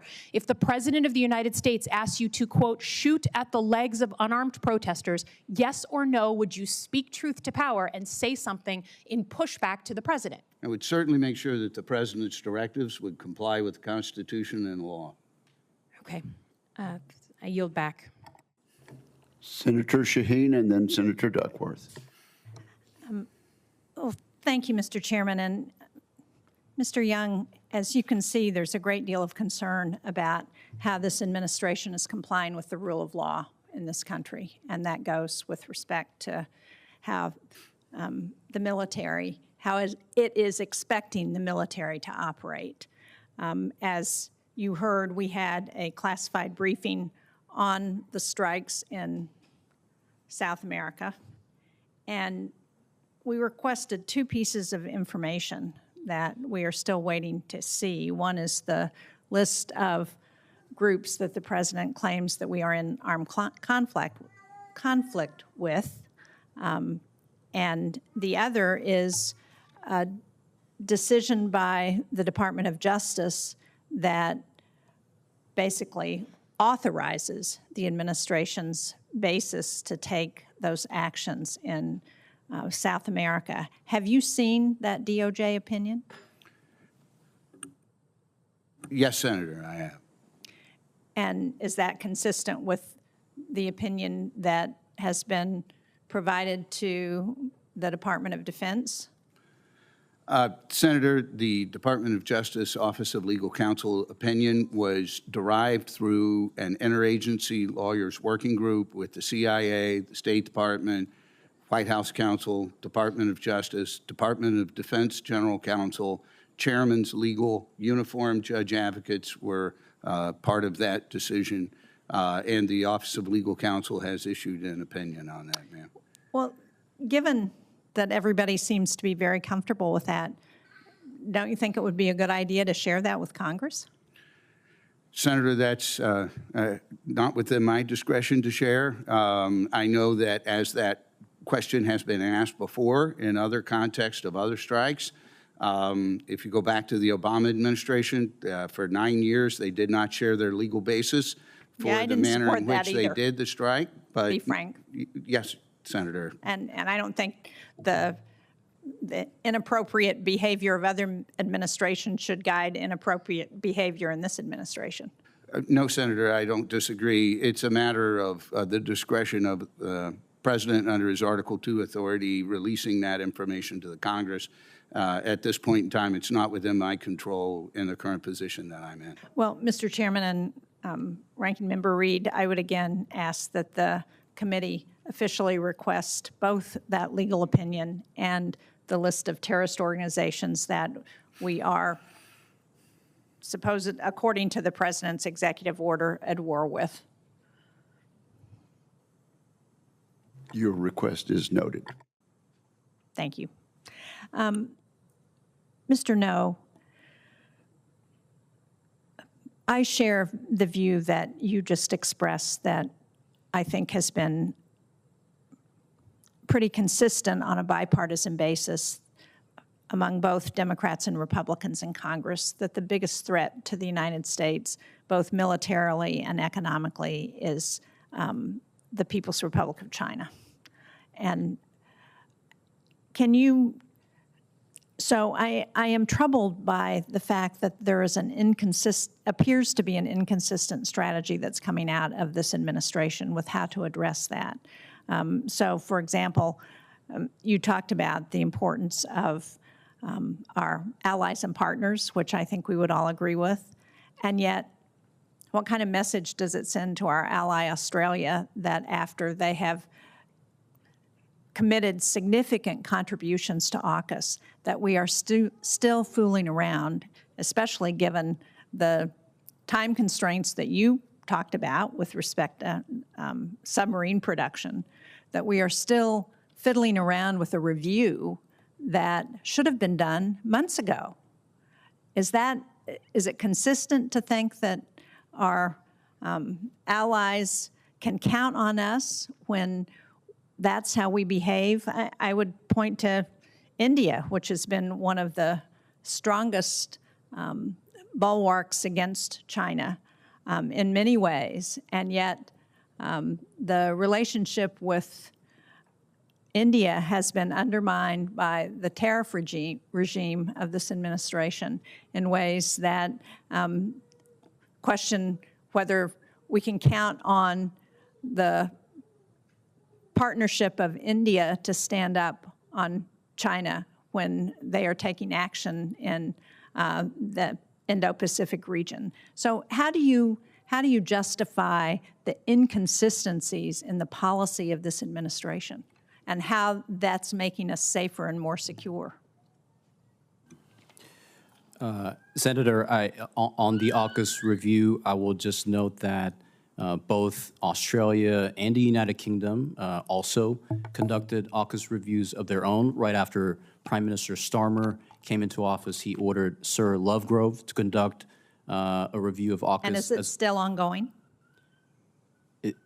The review that the United Kingdom is doing? No, they concluded the review. Yeah, and is Australia's review still ongoing? No, it is not, So Senator. I guess my question is, why is it taking us so long? And what kind of message does that send? Senator, the review started in July of this year, and the department plans to conclude it by this fall. Well, apropos, and I know I've gone over, Mr. Chairman, I appreciate your giving me the extra time, but apropos the concerns that have been expressed on both sides of the aisle about China, does it not make sense that we should have some urgency about how we're dealing with some of these issues? And that urgency certainly seems to be missing from the department. So I hope that will change if you are approved. Thank you, Mr. Chairman.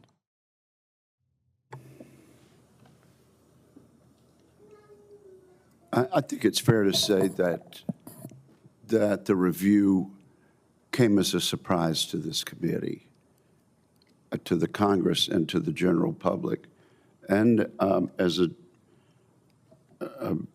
distressing surprise to our steadfast ally, Australia. Senator Duckworth and then Senator Rosen. Thank you, Mr. Chairman. President Trump has once again violated the Constitution, states' rights, and Americans' rights by federalizing Illinois National Guard and deploying Texas National Guard troops to Illinois against the wishes of democratically elected officials. Trump insists on misusing the military against his political opponents and people who did not vote for him, not only in Illinois, but in Portland, Los Angeles, D.C., and Memphis. And it must be stopped. Every Democratic member of this committee has called for a hearing on military deployments to American cities. This administration must justify to the American public why it insists on using the military to confront Americans at home. This administration must answer why, if DHS officials in Broadview or LA or Portland were in fact so overwhelmed by protesters, as Trump claims, that they needed military protection, why these same DHS agents were able to shoot at protesters, wounding civilians, incapacitate peaceful protesters, as well as shooting tear gas at over 24 Chicago police officers and propel agents from a helicopter to terrorize an apartment building in the middle of the night. We know deploying the military is not about protecting DHS officials or federal property, because these same officials are escalating their tactics every day to provoke a manufactured crisis to justify sending in the military onto our peaceful city streets. We know this is not about crime fighting, because Trump has literally defunded the police by slashing $800 million in public safety programs. So, what is this about? The president has been clear. He wants to use the military in American cities to crush dissent and erode our constitutional rights instead of protecting and defending them like his oath of office requires. And I am concerned that the nominees testifying here today have been complicit in this administration's militarized assault on American cities and will continue to empower these irresponsible actions. Mr. Young, you were acting general counsel from 20th of January until 31 July of this year, during which time you advised on a series of dangerous and unprecedented decisions to deploy National Guard and active duty troops to American streets, convert military bases to support DHS and house detainees, and appoint military judge advocates to serve as immigration judges despite them not having the relevant immigration law experience.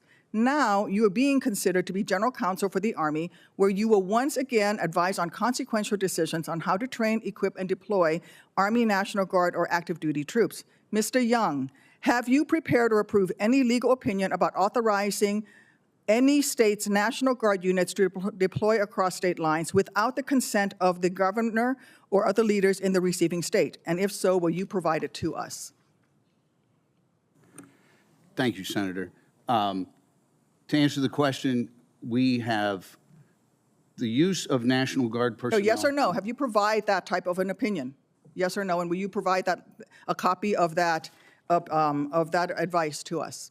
Senator, what I have advised my client in the executive branch regarding the execution of executive functions is privileged, and I would, unless my client allows me to share that, I would consider it privileged. Well, we will work on that.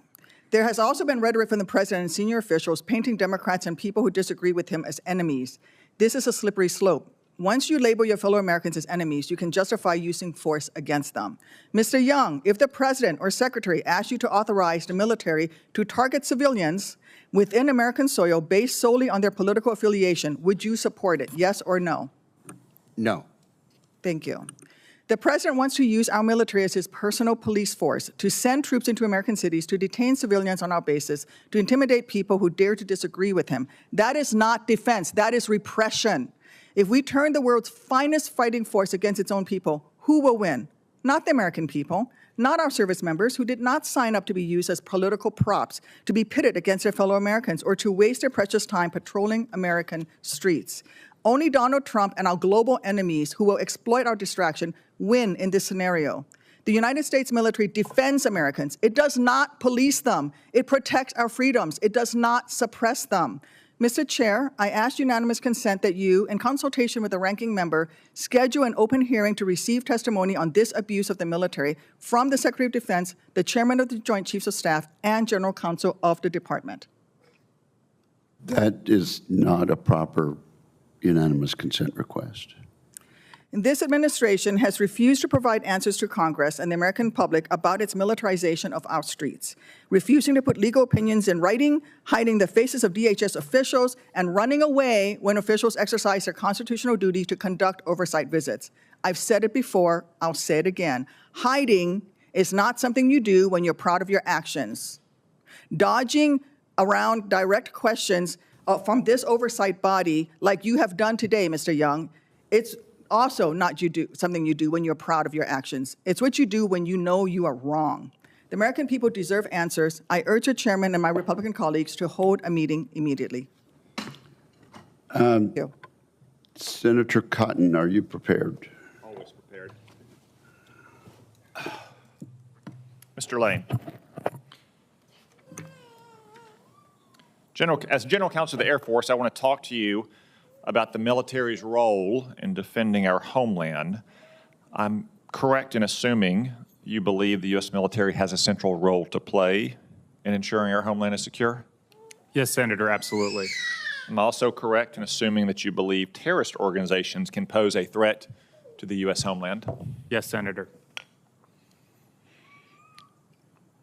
So it logically follows that you believe that the military has a role to play in defending the homeland from foreign terrorist organizations. Yes, Senator, I would say it's among its top duties of the military. Good. I'm glad we agree on such foundational principles. Unfortunately, we've seen in recent weeks an outcry from the left because President Trump ordered military strikes against the Trinidad terrorist organization's boats that are responsible for trafficking drugs to our shores and destabilizing the region. Drug cartels are responsible for hundreds of thousands of American deaths in recent years. The Constitution is clear. The President has Article 2 Commander-in-Chief authority to take action to address threats to our homeland. And when that action is limited and does not rise to the nature, scope, and duration of war, the Commander-in-Chief is empowered to act without a declaration of war. Stopping deadly narcotics from flowing into our country is a vital national security issue. I believe the President acted decisively and lawfully against foreign narco-terrorist groups trafficking poison onto our shores. I would simply ask all those viewing and listening, if Al-Qaeda or ISIS had set up shop in Latin America and was responsible for the deaths of more than 100,000 Americans in most years, what would you expect your government to do to protect you? That's exactly what we should be doing to Trinidad, and for that matter, every other cartel and narco-terrorist group. Mr. Beck, I want to speak to you about the NNSA, specifically Fort Chaffee in Arkansas, which is home to the training command for the NNSA's Office of Secure Transportation, which transports nuclear weapons all around the country. As NNSA progresses its modernization efforts, I suspect the demand for agents to transport weapons to their new storage sites or delivery platforms is likely to grow. What are your thoughts on a plan to improve both recruiting and retention of these essential agents? Senator, thank you for the question. I'm particularly concerned about our marshals associated with the OST, the Office of Secure Transportation, because we have to continue to recruit and retain the folks that we have, and we've not done a particularly good job of that. I'm looking forward to, if confirmed, to addressing that and looking into the details, which I don't currently have the privilege of all the details of that, but I look forward to coming back to you with a plan on how to address that specific issue. Okay, thank you. I appreciate the commitment. I would appreciate you looking into it promptly because obviously it's vital for the NNSA's mission. Yes, sir. Apparently, when you walk in late, you were given the power of chairing the committee entirely, or maybe Senator Wicker snuck out as a prank on me. Senator Rosen, you are recognized. Thank you, Senator Cotton. And I'm going to direct a lot of my questions about the NNSA because it's important to so many of us. But I want to thank Chairman Wicker, Ranking Member Reed for holding this hearing, and to the nominees, thank you for your willingness to serve. And so when we talk about Nevada and the nuclear stockpile, we talk about the nuclear stockpile stewardship. So, Mr. Beck, Nevada's played a critical role in nuclear weapons development, but often at a very high cost. From 1951 to 1992, 928 nuclear weapons were detonated in Nevada, causing people and land to be exposed to toxic levels of radiation. This doesn't even count on the above-ground testing that started in about 1957 that was going forward. And so today, such explosive testing is no longer necessary, thanks in large part to the Nevada National Security Site and the Stockpile Stewardship Program, predominantly at the principal underground laboratory for subcritical experimentation, PULSE, formerly known as the U1A complex. As I'm sure you know, this underground laboratory is where science conducts subcritical experiments to verify the reliability, the safety, and the effectiveness of our nuclear stockpile. PULSE is currently undergoing major mining and construction project for enhanced capabilities for subcritical experiments, ECSE, which will soon host the most capable weapons radiographic systems in the world, providing greater certainty about warhead performance. So, Mr. Beck, yes or no, please, because I have a few other questions about this extremely important issue. If confirmed, can I have your commitment that you will complete the ECSC project and prioritize ongoing scientific advancements in stockpile stewardship? Senator, thank you for the question. If confirmed, I don't have access to the details of that particular process. I've been down U1A several times. I've been to Nevada to the site. I'm glad to take you down there. We can talk more about it. Do you have any understanding about the crucial role then that ESCE and the subcritical program plays going forward with stockpile stewardship, especially in light of pit production delays at Savannah River Plutonium Processing Facility?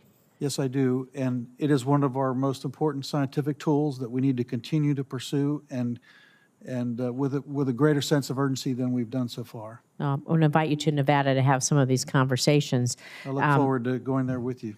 Thank you. And I was going to say, for decades, our national laboratory directors in their annual stockpile reports have said that returning to explosive nuclear testing is unnecessary. I think it's a pretty light word, which should be stronger than unnecessary, but we'll say unnecessary, given that over 1,000 subcritical experiments and robust computer modeling have provided data to support these positions. Conducting an explosive nuclear test is estimated to cost over $100 million, but that isn't really even the cost, not to mention every other risk associated with an above-ground nuclear test. And I could be here all day with experts telling you what those risks are. So this is just one of the many reasons why the United States has made significant investments in our national laboratories to annually certify the readiness of our nation's nuclear stockpile.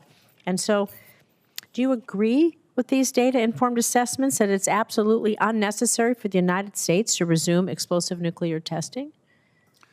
Senator, as you mentioned, there is a process to do an annual assessment to determine whether there's a technical reason to do an underground test. And to the best of my knowledge, there are I'm talking about explosive. That would mean an above-ground test, explosive nuclear testing. To the best of my knowledge, public available information, there is no reason to do, for technical reasons, an underground or above-ground test. Thank you. And will you commit to not diminishing or diverting resources and the staff at our national laboratories who work on this, moving them towards explosive nuclear testing, away from crucial advanced science and innovative programs that have taken us to this point where we can use things like the U1A tunnel and so many other things that they do to perform these subcritical tests?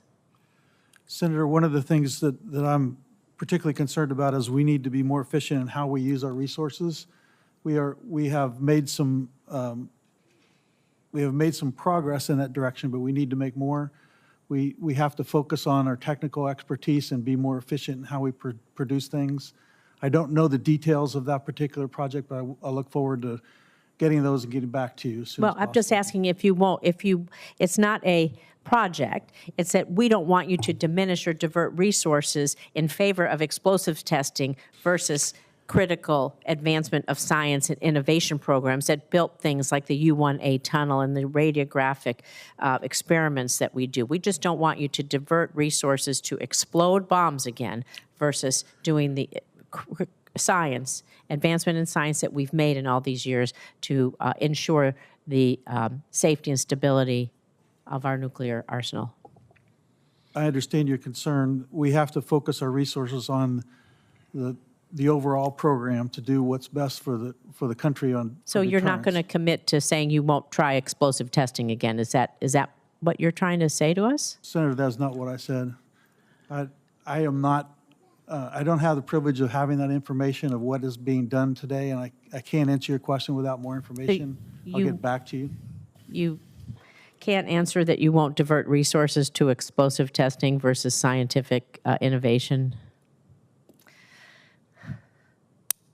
I guess the answer is you won't say that you won't choose scientific. Senator, I don't have access to how the program is allocated resources at this time. I bet if I just went out on the street and asked someone, should we explode a nuclear bomb or should we use science to do it in other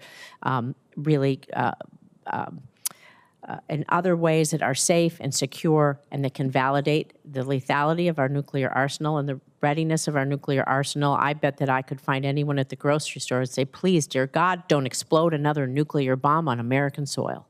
Senator, to my knowledge, there's no plans to do a nuclear above-ground explosion of any type.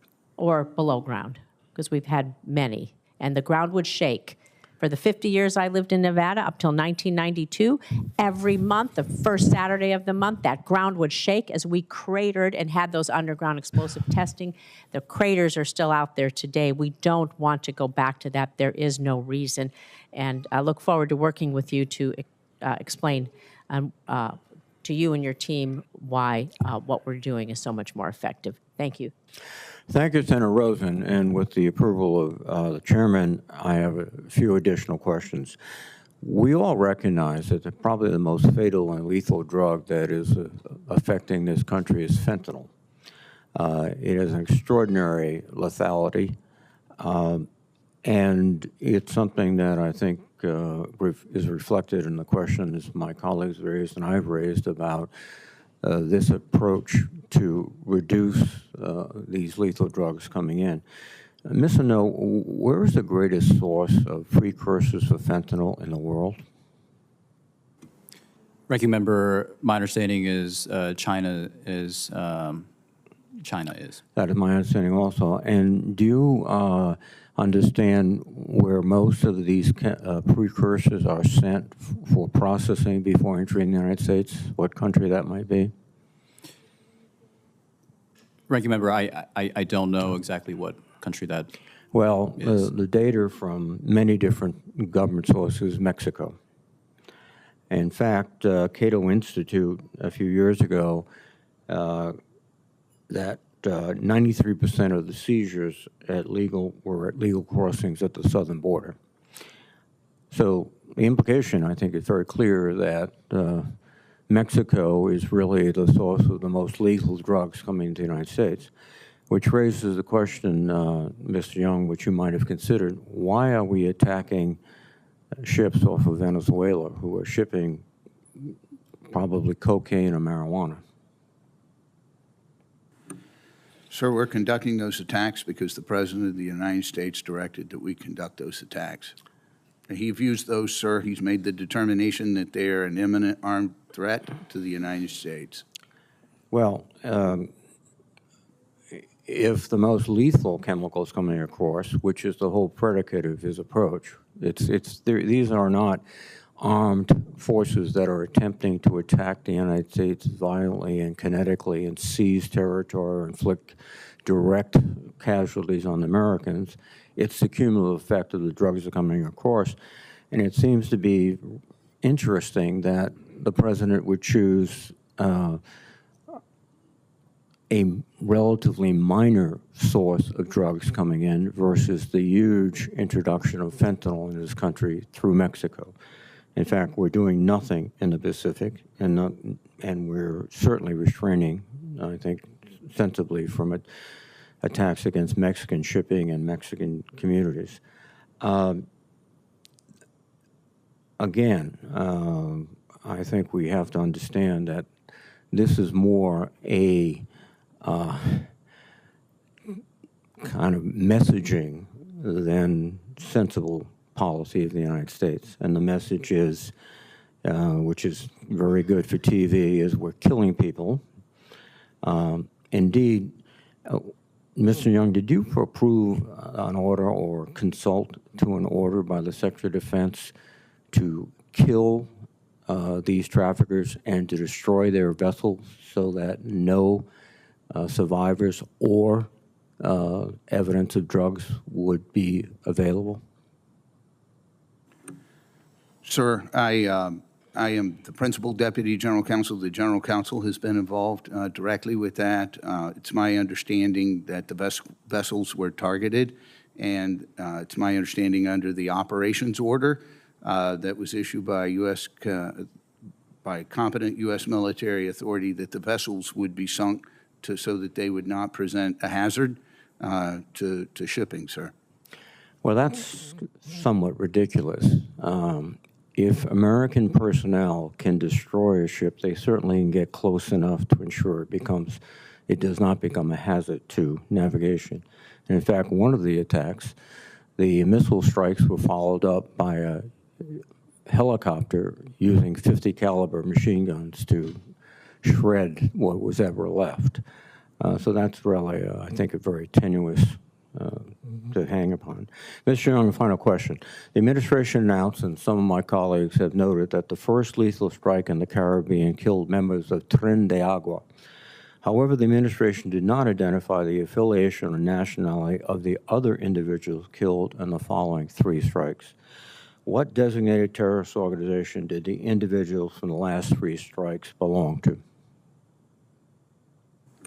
Senator, I am not personally familiar with the designation of the strikes for each of those strikes and the cartels that they may have been associated with. We'd have to get back with you on that, sir. Well, I wish you will immediately, because we'll request in writing the identification. Again, thank you, gentlemen. On behalf of Chairman Wicker, this concludes today's hearing. I'd like to thank our witnesses for their testimony. For the information of members, questions for the record will be due to the committee within 2 business days at the conclusion of the hearing. With that, we are adjourned. Thank you.